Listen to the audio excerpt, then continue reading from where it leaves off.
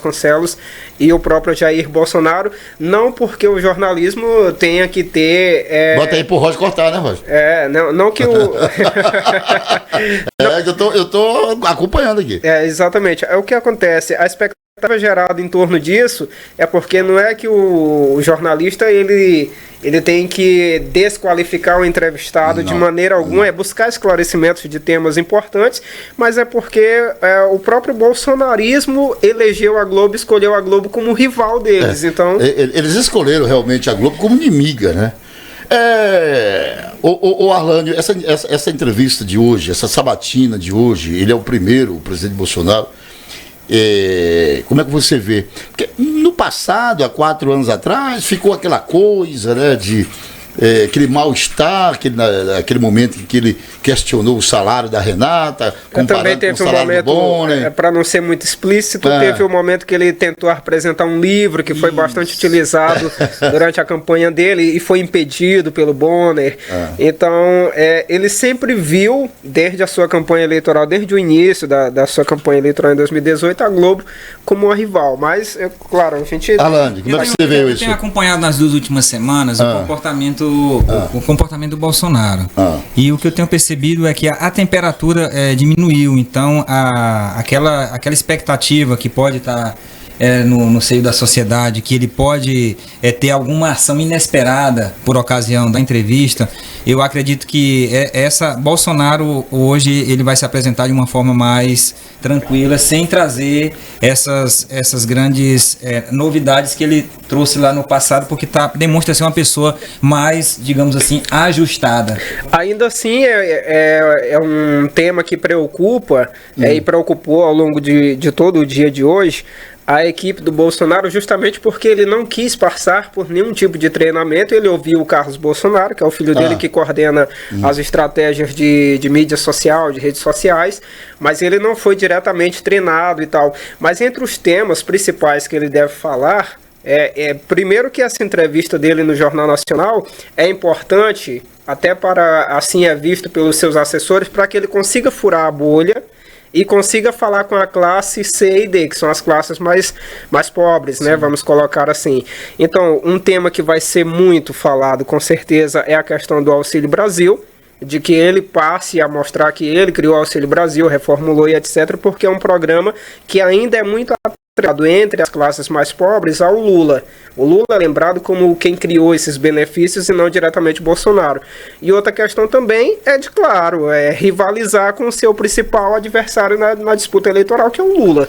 O Alan falou o seguinte, assim, claro que a gente sabe, eu acredito que de 2018 para cá, eu até acho que o presidente, ele deu uma melhorada. Eu tô falando daquele jeito dele de destemperado, tal, de não levar desaforo para casa. Às vezes falar aquilo que não deve. Provavelmente ele não vai querer se contrapor muito ali com a Renata, justamente para não passar essa impressão de que ele é muito, sabe, assim, digamos que destrata a classe feminina, as mulheres. Mas o problema está exatamente aí, porque as pessoas já sabem o ponto fraco dele. Todo mundo sabe, o Bonner sabe, a Renata sabe. A questão fatalmente, eu acredito, eles vão tocar em um assunto que ele vai, de certa forma, sair ali do trilho. Por exemplo, tem a questão de como foi a gestão dele durante a pandemia. É um assunto que, claro, durante 40 minutos de entrevista vai vir à tona em algum momento. Mas se espera que ele não tenha, exatamente como a Arlene falou, essa questão de ser muito agressivo, subir o tom, como por exemplo, quando ele era questionado sobre o apoio ao regime militar. Ele respondeu dizendo que a Globo apoiou. Isso em 2018 fez com que a Miriam Leitão lesse um editorial no ar, dizendo que a Globo já havia revisto esse posicionamento. Mas ele está pronto, claro. Apesar de ser, provavelmente apresentar um perfil mais Bolsonaro paz e amor, ele também está pronto se for provocado. Eu acredito, inclusive, que o comportamento deve ser um pouco mais tranquilo, pelo fato que esse Bolsonaro precisa também sinalizar para um eleitor que quer ver um Bolsonaro mais tranquilo, mais calmo, porque o estereótipo que ele carrega daquela pessoa que tem uma fala muito incisiva, às vezes até um pouco mais forte, que sai um pouco ali das estribeiras, digamos assim, esse eleitor ele já está com ele cativo, né? E ele precisa avançar nas pesquisas. Para avançar nas pesquisas, ele precisa sinalizar uma certa tranquilidade, uma moderação, essa coisa, para avançar um pouco mais no campo das pessoas que são ditas de centro.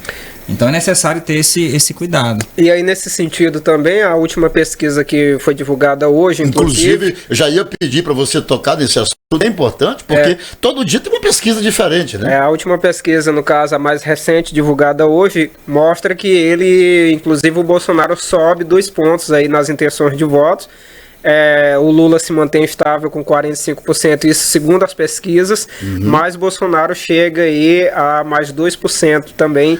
Isso se atribui, aqui eu pergunto para os dois, se atribui o que esses 2 pontos? O que aconteceu assim de... Primeiro, isso, o Bolsonaro sumiu, o Lula caiu, o que aconteceu? Do meu ponto de vista, o setor evangélico começou a se posicionar novamente, a exemplo de 2018, e é exatamente um segmento que é praticamente fechado com o Bolsonaro e que vota com o Bolsonaro, e também, com certeza, pelo um trabalho intensivo que eles fizeram com a questão da liberação dos auxílios. Agora dois pontos aí, Alan, 2 pontos, você atribui isso aqui. Primeiro assim, que tem outros aspectos dentro da pesquisa também que são reveladores. Até a semana passada nós tínhamos 70% dos eleitores que estavam decididos. Inclusive nós falamos aqui no nosso ensaio. Exato. Hoje 75%. Ou seja, 75% do eleitorado brasileiro já decidiu, já sabe quem votar. Bolsonaro também, apesar de ter subido mais 2 pontos, conseguiu também ganhar mais 1 ponto em relação à rejeição. Então, ao passo que diminui a distância entre o presidente Lula, mas a rejeição é algo que é muito ruim, né? E o que as pesquisas mostram é que, em termos de rejeição, né, Bolsonaro segue em primeiro lugar e Ciro Gomes aparece em segundo, né? E eu estava analisando essa questão da rejeição em si, essa coisa toda, e talvez o aspecto do tom não moderado na fala, porque quem conhece o Ciro Gomes, quem acompanha o Ciro Gomes, percebe que, apesar de ser uma pessoa muito inteligente, mas às vezes muito ríspido da forma como trata. Verdade. Como trata as pessoas, como trata alguém. Na verdade, ele é meio que grosso, né? Mas eu concordo aqui com o Maicon, né? Faço fileira a interpretação que ele faz em relação aos evangélicos, né? Ao povo evangélico que está se mobilizando, você percebe nas redes sociais, as pessoas mobilizando em torno do nome Bolsonaro. Olha, nós vamos estender esse tema aqui para mais uma questão estadual, porque hoje, novamente, já que nós estamos falando em pesquisa, daqui a pouco a gente volta aí para a esfera nacional. É uma conversa. É uma conversa. Ao longo da conversa, a gente vai... Souza, eu não estou entendendo mais nada. Todo dia tem uma pesquisa, porque essa pesquisa que coloca Bolsonaro com 2 pontos acima, até aí tudo bem. Bolsonaro é presidente da República, tem feito aí um governo que podemos dizer considerável, né? Fora os altos e baixos e tal. O detalhe é que da nova república, inclusive, se ele não se reeleger, ele se tornaria o primeiro presidente a não se reeleger. Agora é o seguinte, trazendo aqui para o âmbito estadual, tem uma pesquisa que diz que o Everton está na frente, a outra pesquisa do Brandão está na frente, tem pesquisa que diz que o doutor Laésio, estaria empatado com o Everton, agora depois sai uma pesquisa que só tem 16%. Eu quero estender aqui, porque fica complicado. Como é que fica a cabeça do eleitor maranhense com essa indústria de pesquisas que a gente não sabe qual que fala a verdade? Tá difícil, não tá não? Eu penso, do meu ponto de vista, no caso o senador, o Everton Rocha, temos o atual governador Carlos Brandão e temos o ex-prefeito São Pedro dos Crentes, a cidade mais bolsonarista do Brasil, o Laésio Bonfim. e outros candidatos, enfim. Mas a disputa gira em torno desses três, sendo que ela é mais polarizada entre o Everton e entre o próprio Carlos Brandão. O ponto é que, por exemplo, a gente viu um dos principais jornais impressos da capital colocar em um dia na capa que o Everton e Laésio estavam empatados e o Brandão liderava, e no outro dia colocar na capa que Brandão e o Everton lideravam e Laésio estava estacionado. Mas isso, você que é acadêmico de jornalista, está fazendo jornalismo, isso não fica ruim para uma empresa, para um jornal, porque eu acho que fere a credibilidade. A questão é que são tudo bem que o jornal... são institutos diferentes. São institutos diferentes que realizaram essas pesquisas, e aí o jornal está cumprindo a sua função como um veículo de comunicação, de apresentar que esse instituto está dizendo esse cenário, esse está dizendo o cenário B. Agora, eu penso que é preciso haver uma fiscalização maior por parte da Justiça Eleitoral, de entender como tem sido aí esse levantamento. Mas não tem como, porque todas as pesquisas... Não, mas todas as pesquisas são registradas lá na Justiça Eleitoral. É a Justiça que libera. É registrada, é apresentado alguns dados lá, mas parece que está havendo aí uma coisa que destoa muito de um instituto para o outro. Você acha que a Justiça Eleitoral, o TRE, os TREs, vamos colocar o TRE do Maranhão, você acha que aqui, a Justiça do Maranhão, você acha que eles deveriam ver a questão dos critérios? Inclusive, falando em TRE, ontem foi realizada a única eleição simulada do Brasil que aconteceu aqui no Maranhão. Parece que não deu 10%. Belágua, como é que é o nome? Exato. É Belágua? É uma cidade da Baixada.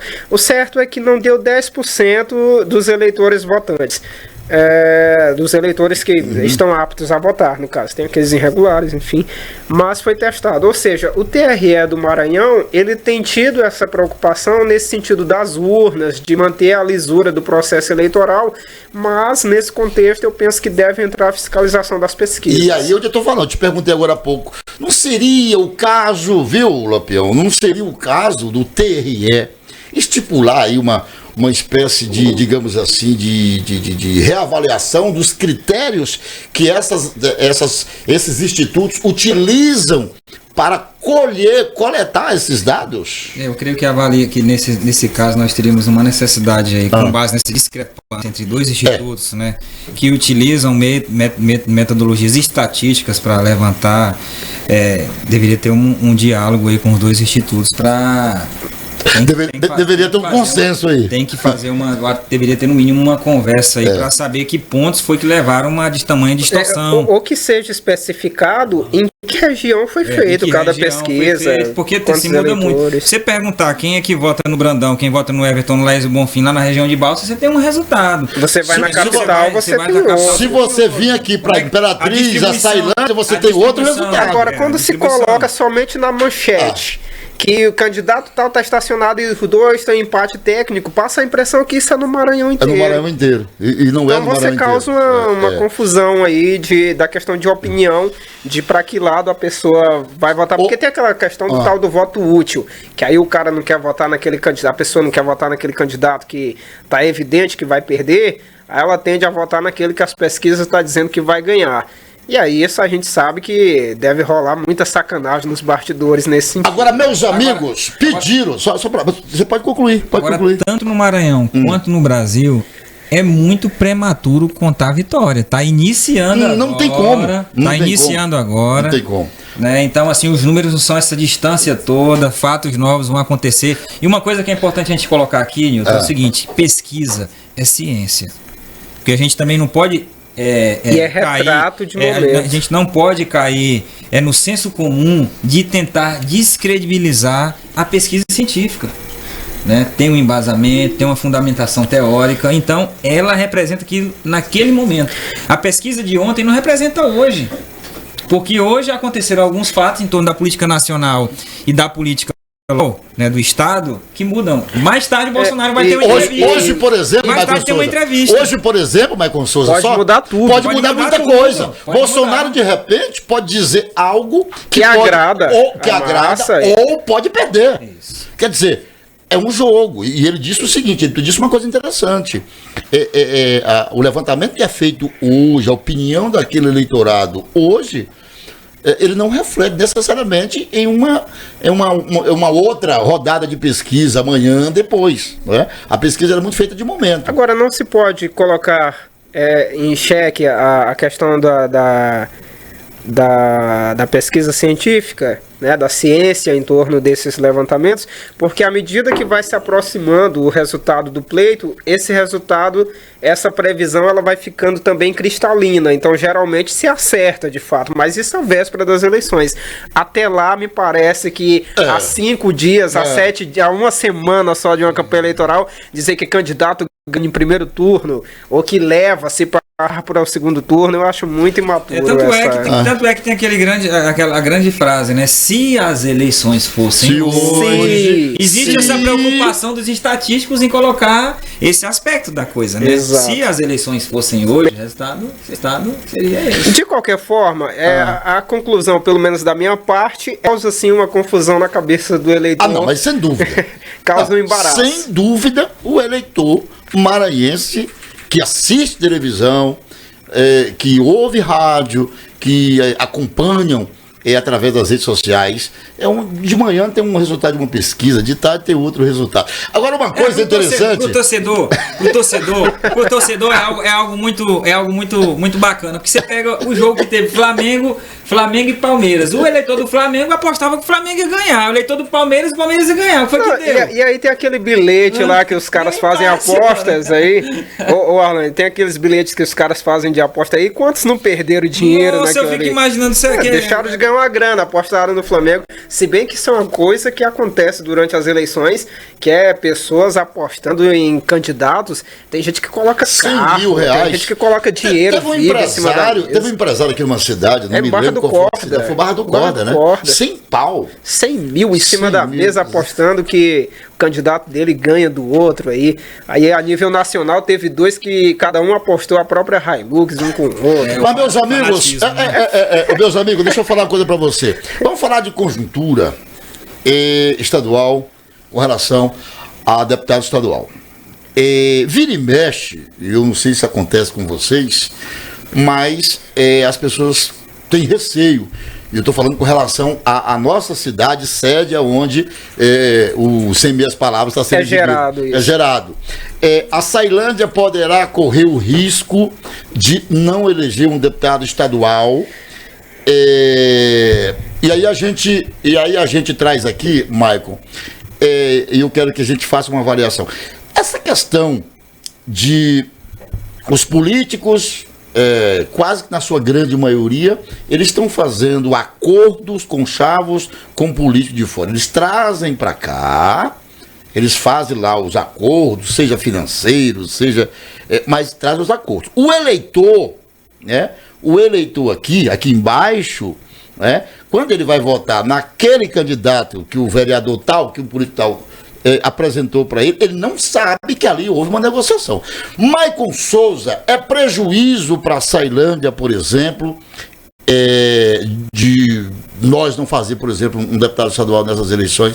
Estamos correndo sério risco, embora nós temos candidatos bons aí. Pela importância de a Sailândia no contexto brasileiro, no contexto do Maranhão, principalmente, é claro que é uma perca muito grande deixar de ter um representante para chamar de seu lá na Assembleia Legislativa do Maranhão. Então, o que acontece é o seguinte, eu penso que é preciso ter, em algum momento, é preciso que se alcance esse patamar na política de Açailândia, e ainda não foi alcançado, que é a questão da maturidade política. A gente vê, por exemplo, a cidade de Imperatriz. Geralmente os grupos políticos lá, por mais que sejam antagônicos, mas eles se unem em torno de poucos nomes. Então sai 2, 3 candidatos. Parece que os políticos de Imperatriz pensam mais na cidade do que os daqui de Açailândia. Né? Porque lá, inclusive, Imperatriz tem 2 deputados estaduais atualmente para chamar de seu. 3, tem, né? Marco Aurélio, o Rildo e o Antônio Pereira. E o Antônio Pereira. Boa, valeu. Então, assim, 3 nomes, 3 vagas para chamar deles, né? Agora você vem em Açailândia, até claro, de forma meio cômica, afirmar aqui que tem mais candidatos do que eleitor, praticamente, no cenário de Açailândia. Tem muito candidato. É claro que é uma ironia, mas a gente vê muitos candidatos, inclusive pessoas que são candidatas que sabem que não tem a mínima chance de ganhar, mas que tá ali para preencher cota de partido. Mas os buchas, nós temos que usar esse termo, porque esse termo é muito usado lá.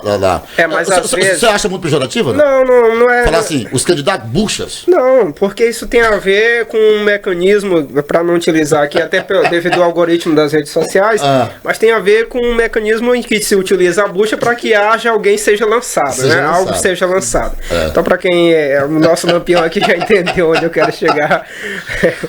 Já concluiu, Maicon? Não, só para concluir aqui, é dizer o seguinte: eles entram para cumprir a cota do partido, sabe que não ganham, mas atrapalha bastante outros nomes que realmente poderiam chegar lá. Mas como não há essa maturidade política, e a gente não pode exigir isso, porque isso também foi algo cultural construído na cultura de Açailândia, eu penso que o município pode, claro, ficar de novo sem mais uma vez sem um representante. E antes de passar aqui para o Lampião, e para concluir e para ilustrar esse teu pensamento com relação a essa possibilidade de nós não termos aqui mais uma vez um deputado estadual, a gente corre o risco de não ter esse deputado estadual e continuar a partir do ano que vem com Pires na mão, não é?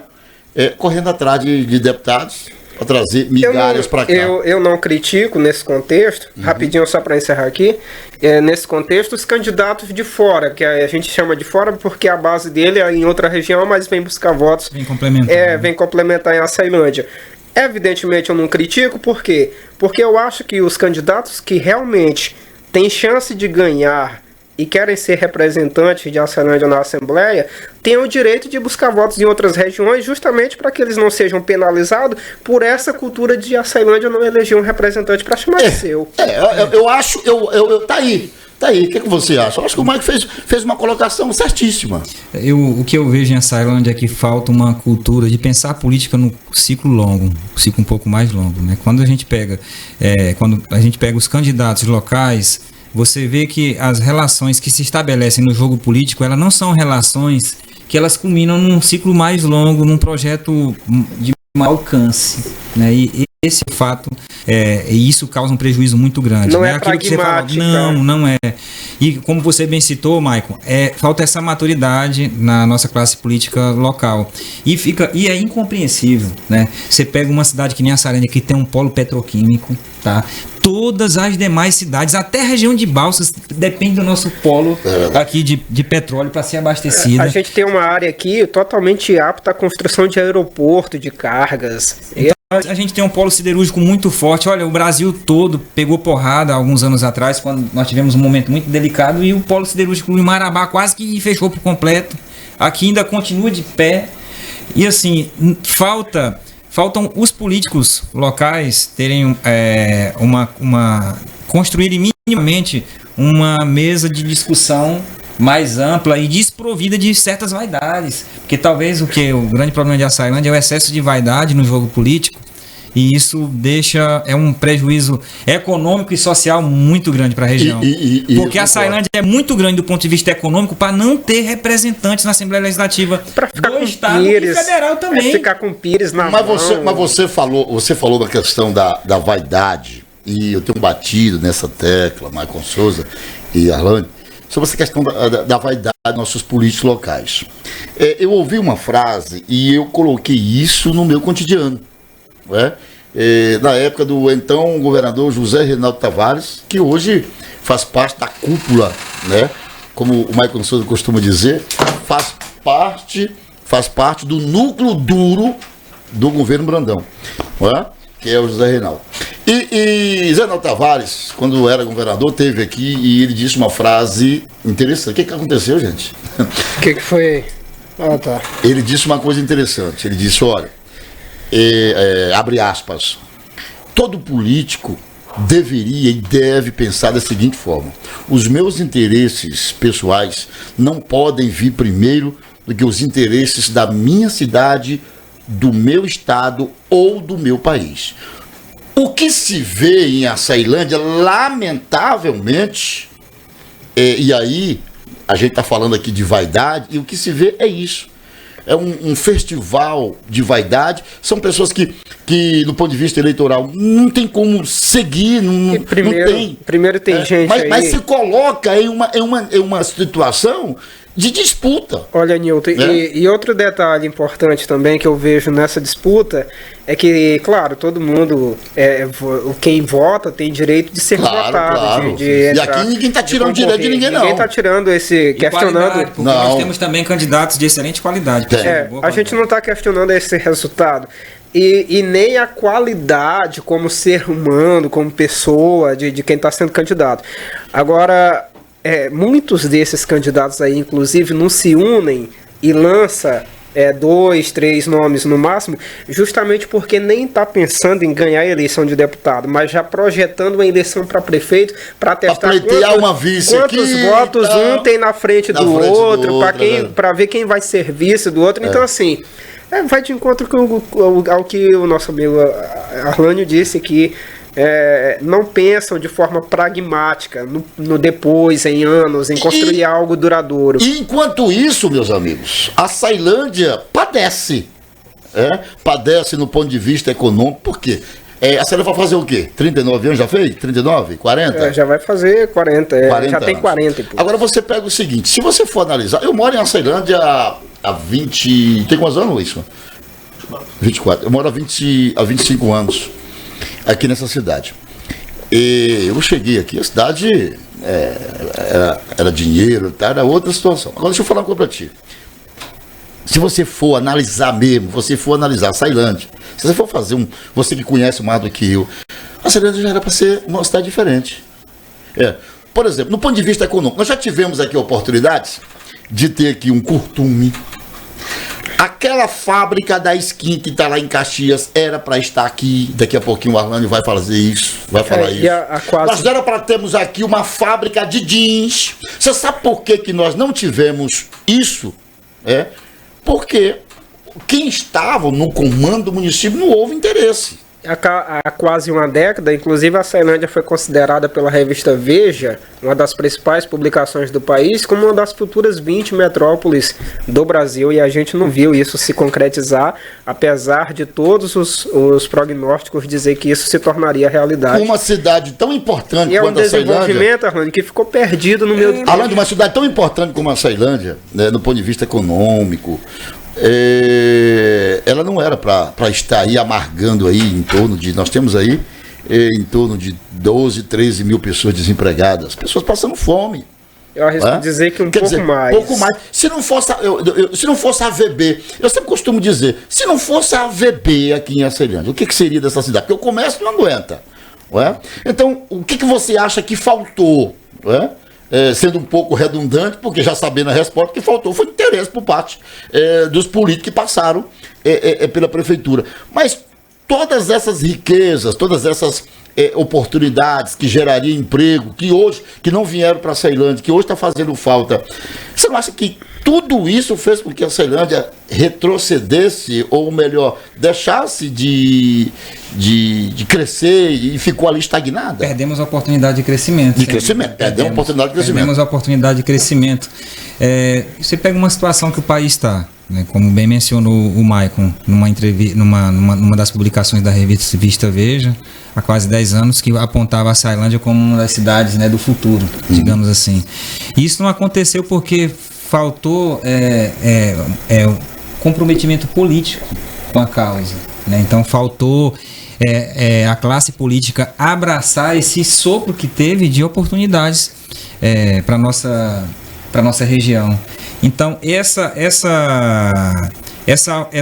falta de diálogo e esse excesso de vaidade, ele bate nessa seara, no aspecto econômico, porque o empresário, quando ele pensa em se instalar em uma cidade, ele quer no mínimo equilíbrio político, ele quer uma estabilidade, ele quer enxergar, ele quer um incentivozinho, ele quer enxergar que naquela região existe uma força política para defender o quê? Os interesses. Os interesses precisam ser defendidos, os interesses empresariais, seja um incentivo fiscal. Exato. Então, assim, são mais de 5 mil municípios no Brasil. Você acha que é só a Ceilândia que precisa de emprego? Não. Só a Samig precisa de geração de renda. Então existe uma disputa hoje. E quem leva os investimentos para casa, para a sua cidade, é quem tem uma política mais qualificada do ponto de vista regional. Agora eu vou trazer aqui para outra seara esse tema. É o seguinte, a gente percebe que a preocupação de diversos grupos políticos nem é exatamente, nem de longe, com os mais humildes, se vai gerar emprego, desenvolvimento, etc. Deixa eu ser sincero, é exigir demais de Deus, presta atenção, olha a sinceridade do negócio, é exigir demais de Deus que esse político de Açailândia, na sua grande maioria, pense num coletivo, pense realmente no povo. Aí eu levo também para toda a questão, para a questão estadual, para o contexto estadual, por exemplo. Aqui no Maranhão, o que se viu durante a fase de pré-campanha, para se seguir um trâmite, sabe, normal de uma pré-campanha eleitoral, que é ter a ata, de oficializar ali a convenção e tal, o que se viu foi atos de campanha, eventos realizados com estrutura de grandes shows e milhões de reais e muito dinheiro investido naquilo ali, e o contraste gigantesco com uma população que passa fome todos os dias. Então, assim, com o dinheiro público é fácil ficar fazendo essa graça, com fundo partidário, montar palanque, toda aquela estrutura, telão e etc. E muita gente, claro, bota muito povo lá, seja usando máquina ou sem máquina, enfim. Mas a gente vê que as prioridades são outras, né? No fundo. O Maicon Souza tocou no assunto e eu concordo plenamente, eu tenho levantado essa tese, eu tenho batido pesado nisso, a falta de compromisso por parte dos nossos políticos, e aqui eu não quero generalizar, mas é a maioria esmagadora. Você percebe aí pela Câmara de Vereadores, por exemplo. Quer dizer, hoje nós temos aí uma Açailândia que os indicadores estão aí.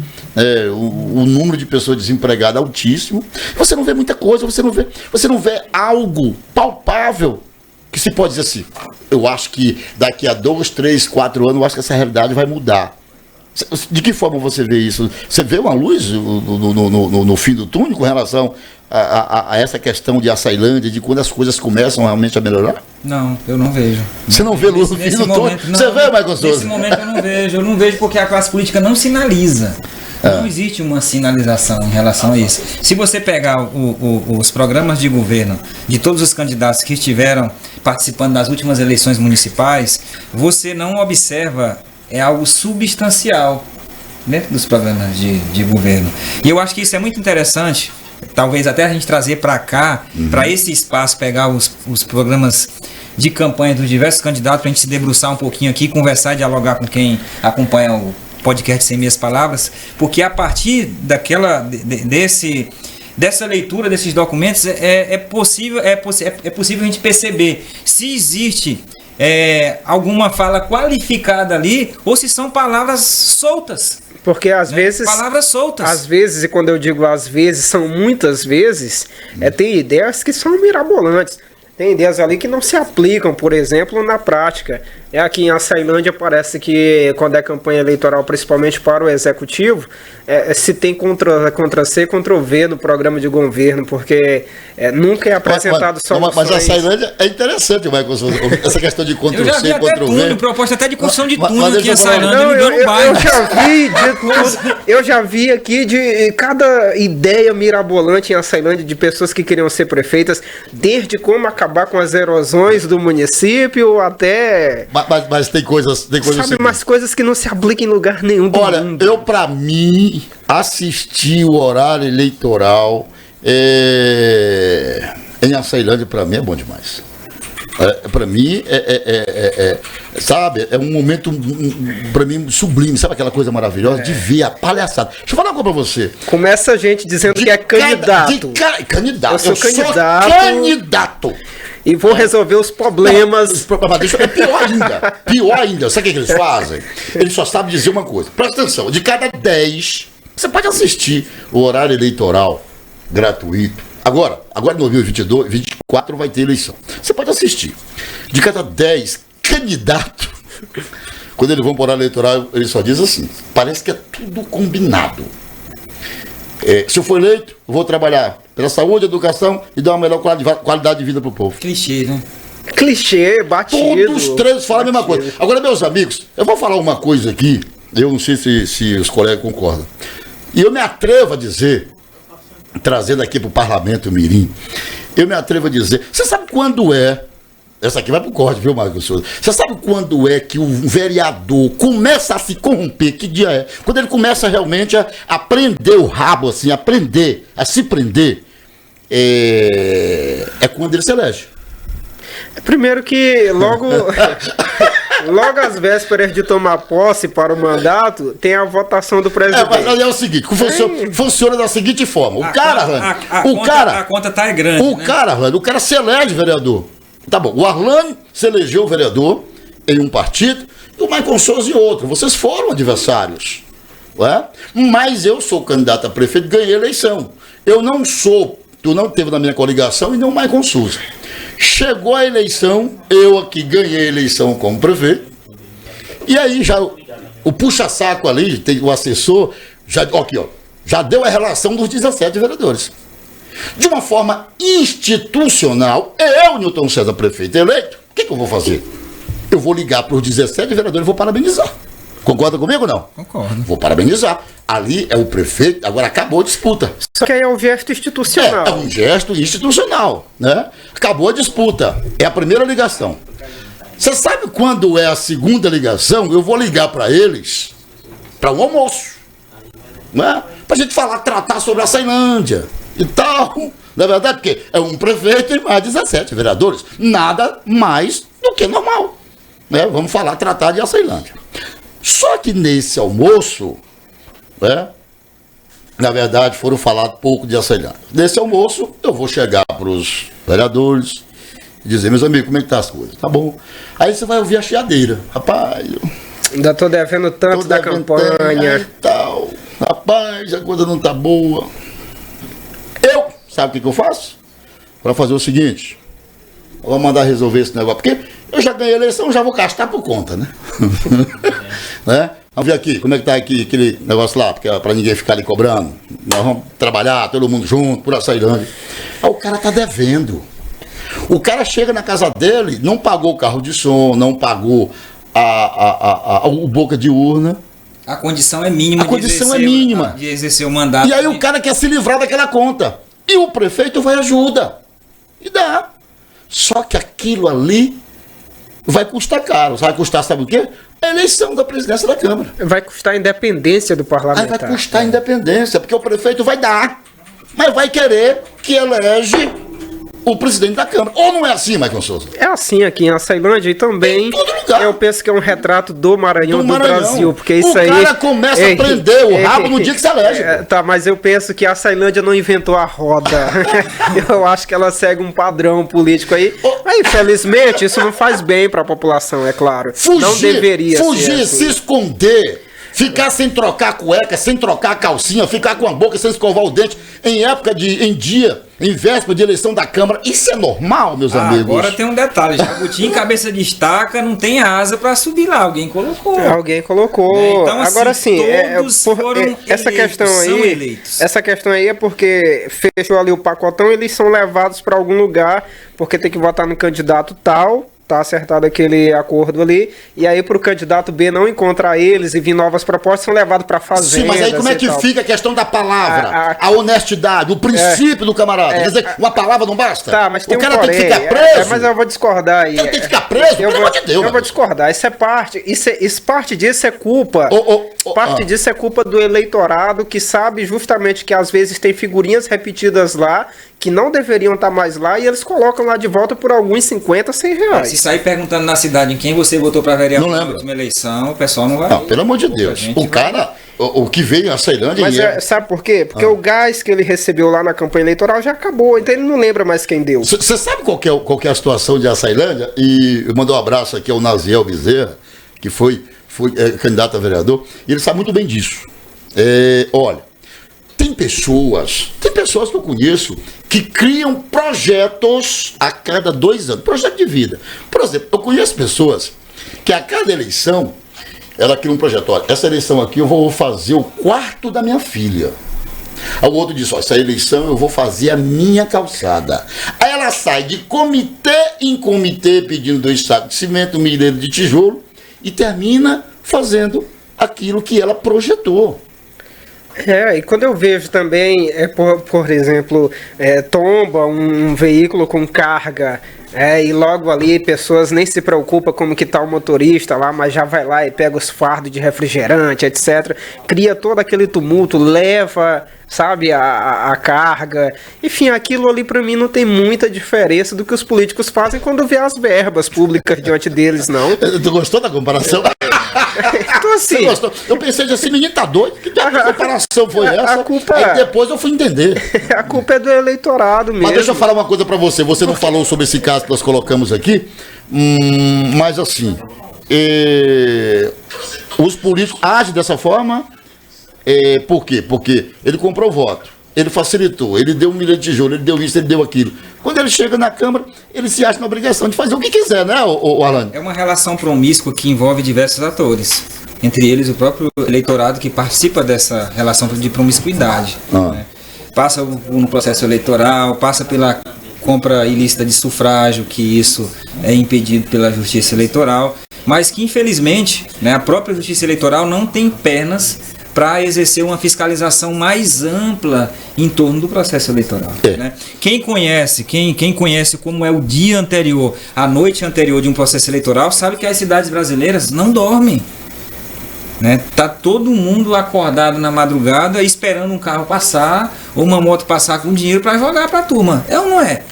Isso é fato. Isso é fato. E tem eleição então, assim, que ela é decidida na véspera, né? Esperar o que é diferente, se o modus operandi ele está estabelecido nas diversas ramificações dessa cadeia. Né? Você tem o eleitor que participa, você tem o candidato. Chega uma hora que você não sabe nem quem é que promove alguma coisa ou errado. Se é o político que corrompe ou se é o eleitor que corrompe. Quem é mais ilícito, né? No contexto. Eu acho complicado, às vezes até... Aí fica corrupção ativa, corrupção passiva, aí mistura tudo. Hoje a gente não sabe, sendo bem realista, hoje a gente não sabe mais quem é que é o mais corrupto, se é o eleitor ou se é o político, porque o cara é corrupto porque compra, e o eleitor é corrupto porque vende.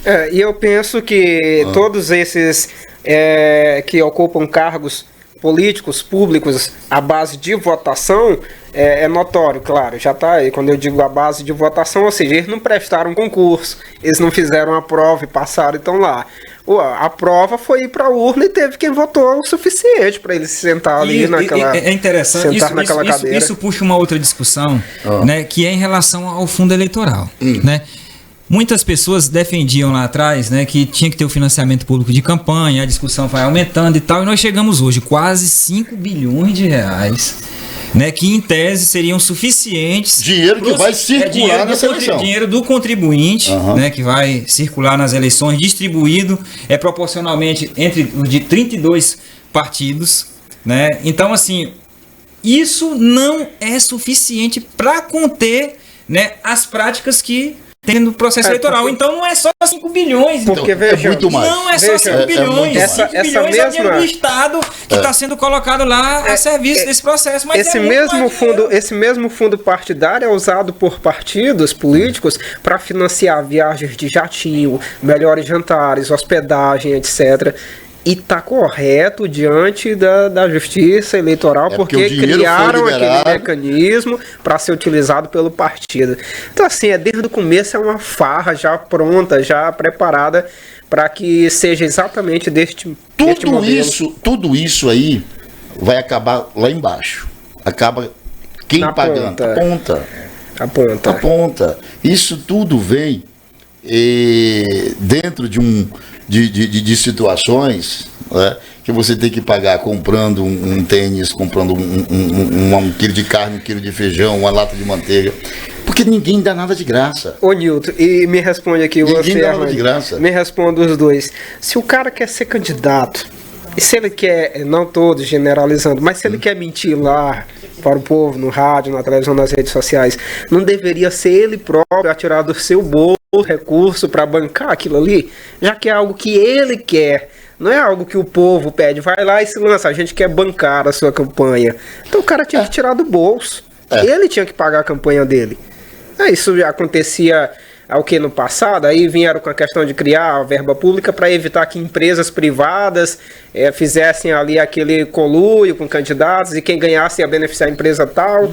Mas aí é onde se cabe o papel da justiça, de fiscalizar. Do ponto de vista prático, a gente não consegue perceber nenhuma mudança. É a mesma coisa. Não mudou. Porque, mas se tira isso aqui e o cara vai usar o próprio dinheiro dele, mas quem garante que não é fulano que tá dando esse dinheiro para ele? Investiga se o resultado dele lá de imposto de renda justifica aquilo ali que ele está gastando.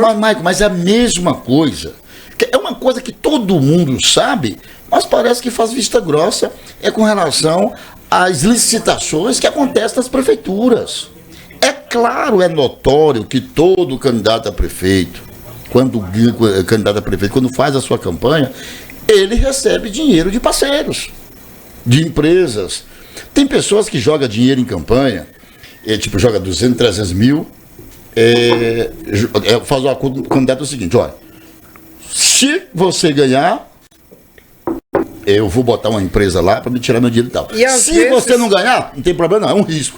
Cara vai pro risco. E às vezes ele faz isso com mais de um candidato. Com mais de um candidato. Porque independente tem cara que pega 5 milhões. Eu conheço gente aqui no Maranhão, tem cara que pega 5 milhões e fica espalhando. Porque independente do resultado do pleito, ele tem alguém para... Se ele investe em 10 prefeituras, dá 1 milhão para cada candidato, e se a metade ganhar, ele tem 5 prefeituras para empurrar as empresas dele. Isso é muito, muito realizado. Inclusive, eu recomendo um livro aqui aos nossos internautas, que é o Nobre Deputado, do ex-juiz, criador da Ficha Limpa, Marlon Reis. Ele explica bem como é que funciona essa relação promíscua entre prefeituras, prefeitos e deputados, etc. Meus amigos, trazendo um pouquinho agora para a questão estadual, nós estamos em plena campanha eleitoral, como disse Arlane. Só para citar, né, aqui para Nilton, para nossa audiência, é o seguinte, que a gente está falando muito sobre política aqui porque é o tema do momento. Não tem como você escapar dessa discussão, mas aqui a gente vai falar de tudo. Por exemplo, daqui a pouco a gente vai falar aí sobre os 200 anos, né, da independência do Brasil, o coração de Dom Pedro I, que está aí sendo conservado no formal há mais de um século, chegou hoje no Brasil com honras de Estado. Mas eu tenho! Chegou de Portugal hoje, foi trazido aqui para o Brasil em comemoração a esses 200 anos. E você falava agora, e só pegando o gancho... Que termina resultando em política. Pra gente falar da questão estadual, nessa disputa polarizada. Pela primeira vez eu estou vendo aí uma disputa polarizada entre 3 candidatos, porque assim, na verdade, a gente achava que é 2. Mas as pesquisas botam lá Ezio lá junto com o Everton, eu não estou entendendo mais nada. Mas vamos lá. Aqui no podcast Sem Minhas Palavras, semana que vem, nós já vamos tratar aqui de um tema polêmico, uma coisa que jamais foi falado, discutido, que é a questão do homossexualismo. Nós vamos trazer aqui pessoas desta área aqui para tratar. Essa orientação sexual. Sabe por quê? Não, pessoas que sentem da pele.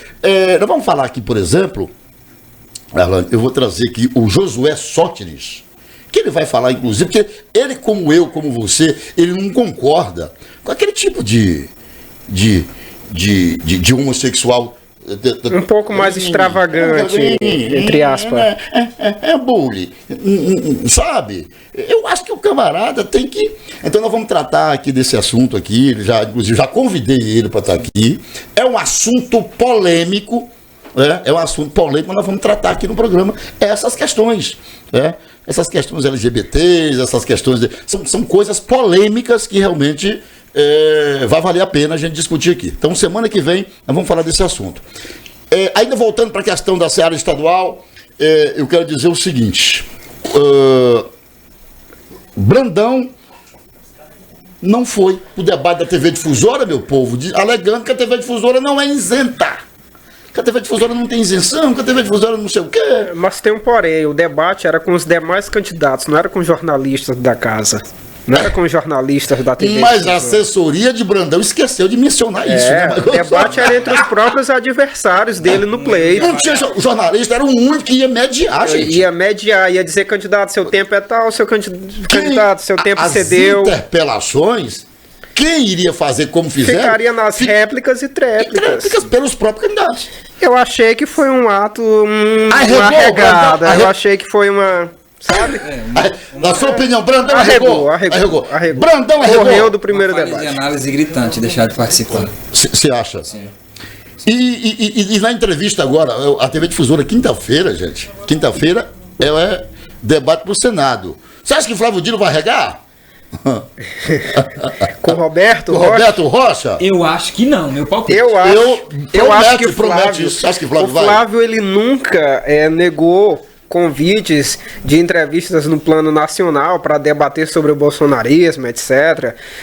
E eu penso que ele vai utilizar esse palanque aí para rivalizar com o Roberto. Eu acho que ele vai aproveitar, sabendo que Roberto Rocha é muito ligado a Bolsonaro, ele vai aproveitar, né, o Roberto e mandar vários recados e dizer que ele é o candidato do Lula no Maranhão. Vai aproveitar a oportunidade, diferentemente do que o Brandão fez, né? O Brandão não aproveitou a oportunidade e resolveu fugir. O que vocês esperam, por exemplo, desse embate entre... Vamos colocar embate entre os dois, que são os dois principais nomes do Senado. Eu acho, inclusive, que no caso de Brandão, um despreparo gigantesco da assessoria dele, porque no mesmo horário em que havia o debate na TV Difusora e que ele já havia confirmado que estaria, ele também tinha uma agenda na cidade de Caxias no mesmo horário.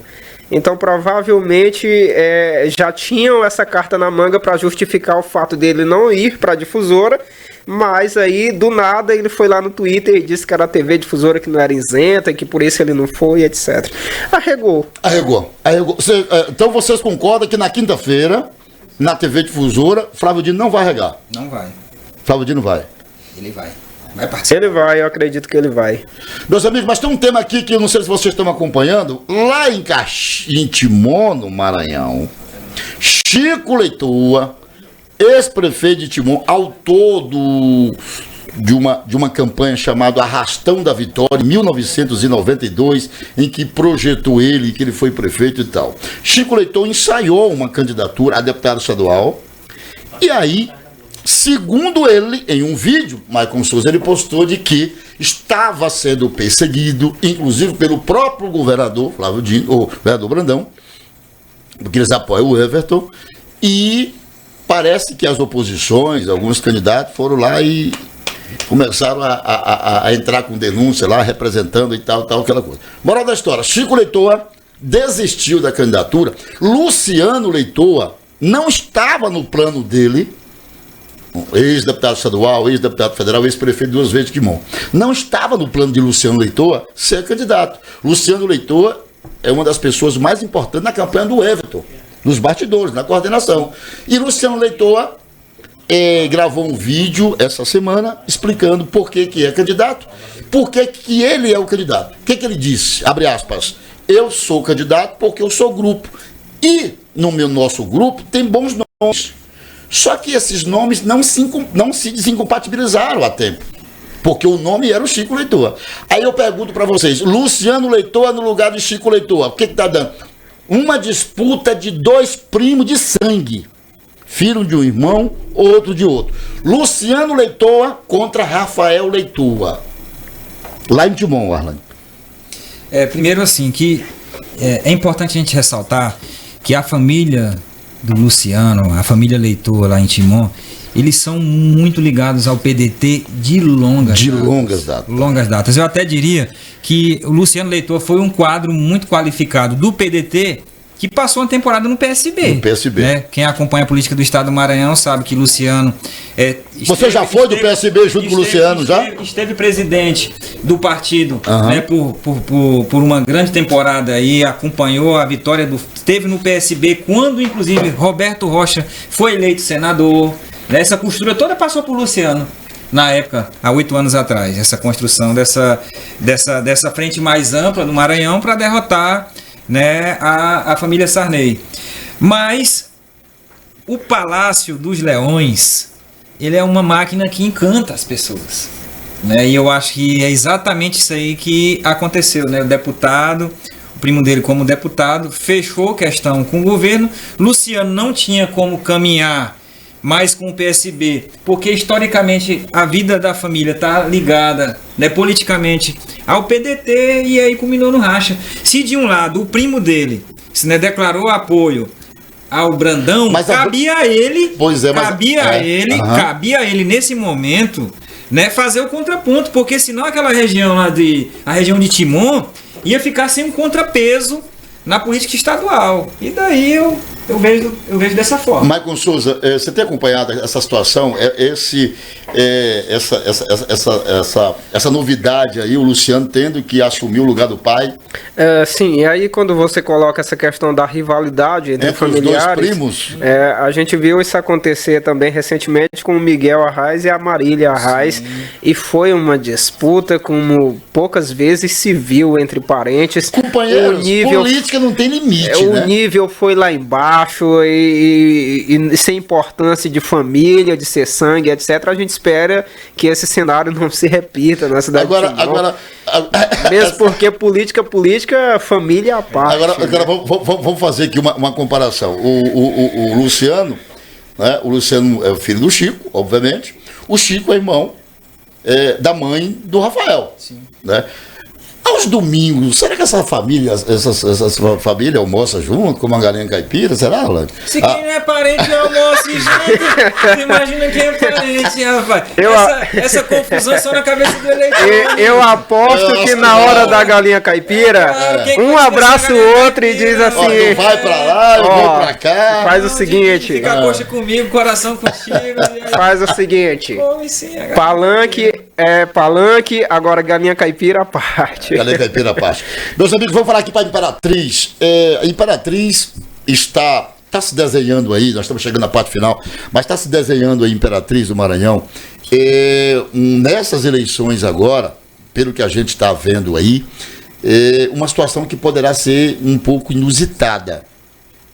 É o que a gente percebe. E aqui não é resultado de pesquisa, não. O que a gente percebe é que Imperatriz e Açailândia têm uma tendência, e aí eu não sei se vocês concordam, a votar em candidatos que sejam contra o Palácio.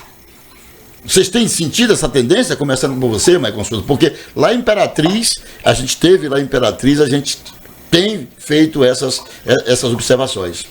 Eles têm essa tendência realmente de votar em candidatos que já estão sentados na cadeira, mas eu não vejo essa tendência ser confirmada, pelo menos nos últimos pleitos, os governadores foram reeleitos.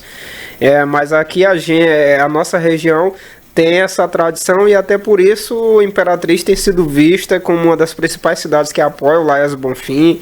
Já a Açailândia tem sido vista como uma das principais cidades que apoia o Everton Rocha, e assim sucessivamente. Aqui na nossa região fica esse compasso entre um candidato e outro. O candidato do Palácio, né, vamos falar um pouco mais objetivo, o candidato do Palácio, Brandão, Arlan, ele terá um espaço maior, terá uma possibilidade de ter uma votação superior à dos dois principais candidatos, o Everton Rocha e Laércio Bonfim, em Açailândia, Imperatriz, ou nessa região aqui? Primeiro assim, eu penso que politicamente o eleitorado de Imperatriz ele tem um comportamento distinto do eleitorado de Açailândia. O eleitorado de Imperatriz é um eleitorado mais arredio em relação a algumas posições, né? E eu vou até justificar isso que eu estou falando. Quem lembra daquela eleição em que o secretário de Segurança Pública do Estado do Maranhão mandou um helicóptero para Imperatriz para prender, ali nos finalmente de uma campanha municipal, faltando 6, 7 dias, 5 dias, um agente público. Um policial, e o que mudou na eleição de Imperatriz, né? Mudou todo o cenário. Você tinha a Rosângela Curado como favorita, você tinha ali o Aurélio também na disputa, você tinha a própria base do governo ali se algafinhando. Então, assim, Imperatriz, ela dá respostas diferentes do que a Açailândia. É a forma como eu vejo a política em torno da política estadual. Então, Imperatriz é uma cidade que a depender dos acontecimentos, ela consegue mudar muito mais, com uma amplitude maior, com uma força maior, a sua orientação política. Isso. E aquele momento ali foi um momento pedagógico para a gente entender um pouco como é que funciona a cabeça do eleitor de Imperatriz? Ele não tolera certos comportamentos. Isso para dizer o quê? Que essa questão da orientação política, se está de direita ou de esquerda, Imperatriz é mais desconectado disso, né? Então, assim, naquele momento, Flávio Dino foi derrotado. E quem ganhou foi Assis Ramos. Que ninguém nem imaginava, né? Que era o terceiro ou o quarto, era o terceiro? Era quase ali, o último lugar. Era o último lugar, praticamente. Entendeu? Então, assim, acendeu da noite pro dia. Então, assim, Imperatriz tem essa questão. Agora, vamos lá, dos candidatos que são da base. Você tem lá Imperatriz, alguns nomes lá. Você tem o Aurélio, você tem o ex-secretário de infraestrutura, que mora lá em Imperatriz, o Cleiton Noleto. Você tem Rio do Amaral. Aí por outro lado você tem o Hildomar. Por outro lado você tem você ainda tem o Sebastião Madeira, entendeu? Só que assim, fica uma força tão grande do estado na região, que quando você avalia os números da pesquisa, você se pergunta para onde foi essa força, lá em Imperatriz. Lá em Imperatriz, é verdade. Né? Porque você tem ali os grandes nomes de expressão da política da região tocantina, de certa forma eles são fechados com Brandão. Só que esse número não aparece, nas pesquisas. Não aparece. Dos levantamentos, por isso que eu questionei isso aí, Marcos, só para a gente finalizar, eu questionei isso, porque a gente tem percebido isso, né? Que o Brandão não estaria muito bem nessa região aqui. Ele não está recebendo, justamente o que a Arlane falou, eu concordo, pela força política, o braço político que o Estado tem em Imperatriz, e aí isso deveria se refletir em toda a região. Esses votos eles não aparecem, essa força não se transforma em intenção de votos nas pesquisas eleitorais quando feitas a nível local. Mas de qualquer forma, meus amigos, para a gente finalizar, meu caro Lampião, mas de qualquer forma, e aí eu volto lá atrás, no início, quando nós começamos aqui o nosso episódio de hoje, não está nada definido, está longe de você ver algo que se pode falar assim, rapaz, eu acho que vai dar fulano, olha, eu acho que vai dar cicrano. Concorda comigo, Marcos? Concordo, tá distante. É o que eu disse agora há pouco, alguns minutos atrás, alguns minutos, de que dizer que candidato A ganha do candidato B em primeiro turno, isso é muito prematuro dizer isso nesse momento. Meu caro Arlane Lima, muito obrigado. O primeiro episódio de hoje vai ter vários, né? Parabéns aí, obrigado, meu irmão. Segunda, quarta e sexta. Exatamente às 18 horas. E desde já pedir para deixar. Vai lá e fala e faça o seu comercial para nossas redes sociais. No YouTube, o nosso canal é Sem Meias Palavras Podcast. Você já se inscreve, aperta lá naquele botãozinho e do lado ali já tem um sininho para avisar quando o Sem Meias Palavras estiver ao vivo. A gente também está no Instagram, Sem Meias Palavras Oficial. E no Facebook, Sem Meias Palavras. A fanpage está lá também, Sem Meias Palavras Podcast. Semana que vem vai estar passando aqui, nós vamos colocar o nosso QR Code, não é? Colocar o nosso QR Code lá para as pessoas que quiserem contribuir com o programa. Contribuir com o programa. R$1, R$2, R$3, mesmo porque aqui é um negócio independente e fazer um trabalho independente é complicado. Mesmo porque isso é justamente para manter a independência do projeto. Enfim, a gente agradece. Claro que vai estar disponível aqui, independente disso. Mas um Pix sempre é bem-vindo. Porque, na verdade, gente, aqui não tem patrão, não fazer esse tipo de... Porque, assim, é um projeto inovador, não só para a Ceilândia, mas para todo o Maranhão. A gente fazer um trabalho com essa liberdade que nós temos aqui, e o primeiro episódio trouxe isso, né? Isso aqui é apenas um aperitivo do que vai ser os próximos episódios. E vou dizer, essa independência, um projeto como esse é importante, porque traz independência, e essa independência tem sido buscada por veículos de mídia alternativos, justamente porque é para fazer o jornalismo como ele tem que ser, sem amarras, sem ter que agradar um lado, ou ter já um roteiro do que vai dizer. Então, assim, a gente está aqui. A gente falou aqui no primeiro no teste de que por que vários jornalistas, vários profissionais de comunicação estão partindo para um trabalho independente. Exatamente, eles estão saindo das grandes emissoras. Quase que todas as emissoras brasileiras, os proprietários sócios são políticos. Principalmente de TV e rádio, isso acontece muito. Mas no contexto geral da comunicação a nível nacional, os veículos de comunicação, todos pertencem a alguma família, seja a família Fria, seja a família Marinho, etc. Só para citar algumas. Então, assim, muitos jornalistas renomados desses veículos estão indo para o YouTube, estão indo para um podcast, e é justamente esse caminho que nós começamos a trilhar agora a partir de Açailândia, Maranhão, Nordeste e o nosso Brasil. Eu quero só falar da Raquel Sherazade. A Raquel, rapidinho pra gente finalizar. Muito corajosa aquela menina, saiu do SBT há muito tempo. Sim. Né? Silvio Santos foi para o Metrópolis. O Silvio Santos diz, aqui quem manda sou eu. Né? Porque ela quis e tentava fazer comentários esses que representavam, na verdade, uma realidade brasileira. E os comentários foi justamente o motivo pelo qual Silvio Santos convidou ela. Como o Silvio Santos tem uma ligação direta com o governo federal, e não, se você nunca gostou de se envolver em briga, porque o genro dele é ministro, pô. Ministro de comunicação. O genro do Silvio Santos é ministro. E o cara tem um veículo, uma emissora.